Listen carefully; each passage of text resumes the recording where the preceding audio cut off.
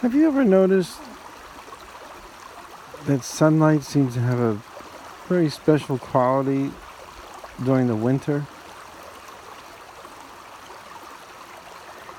It's almost as if its essence is somehow more revealed to us at that time. Just can feel the kindness and the warmth and the gentleness flowing right to us.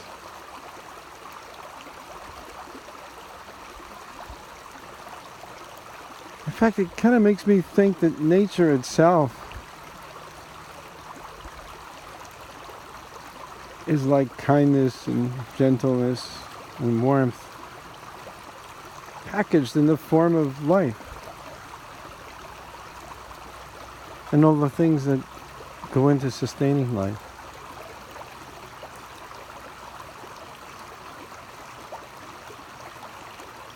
And the beautiful harmony that results from all that. I hope your day today is sustained in kindness and warmth and harmony.